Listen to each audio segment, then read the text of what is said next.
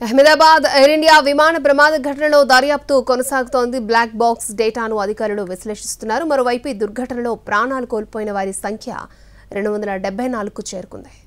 Air India విమాన ప్రమాద ఘటనలో మృతుల సంఖ్య అంతకంతకు పెరుగుతోంది.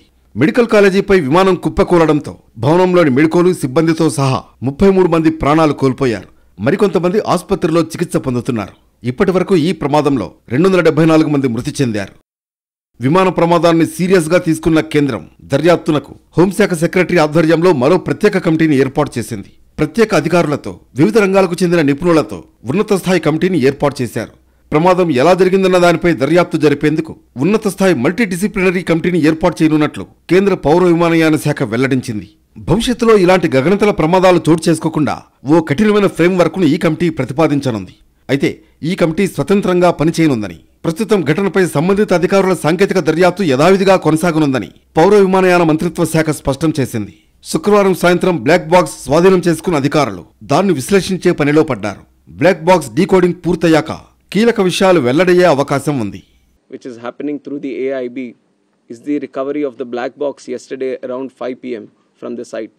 The AIB team believes that this decoding of the black box is going to give a in-depth insight into what would have actually happened during the process of the crash or moments before the crash itself.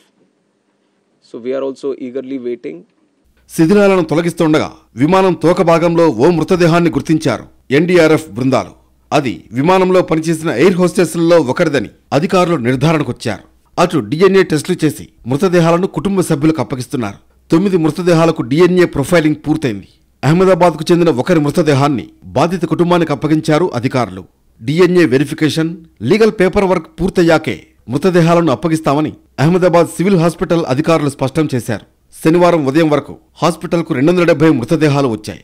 మరోవైపు ప్రమాదానికి ముందు pilot చివరి మాటలకు సంబంధించిన ఓ audio సందేశం బయటకొచ్చింది. కేవలం 5 సెకండ్ల message అది. అందులో Air India senior pilot captain Sumit Sabharwal mayday mayday mayday, no power, no thrust, going down అని మెసేజ్ ఇచ్చారు. ఆ వెంటనే విమానం కూలిపోయింది. ఇక డీజీసీఏ ఆదేశాల ప్రకారం బోయింగ్ విమానాల్లో విస్తృతంగా తనిఖీలు జరుగుతున్నాయి. బోయింగ్ 787 డ్రీమ్లైనర్ సిరీస్లోని 9 విమానాల్లో భద్రతా తనిఖీలు పూర్తి చేసినట్లు ఎయిర్ ఇండియా వెల్లడించింది. మిగిలిన 24 డ్రీమ్లైనర్ల తనిఖీలు త్వరలోనే పూర్తి చేస్తామని తెలిపింది. ప్రస్తుతం ఎయిర్ ఇండియా దగ్గర బోయింగ్ 787-8 సిరీస్ విమానాలు 26, బోయింగ్ 787-9 సిరీస్ విమానాలు 7 ఉన్నాయి.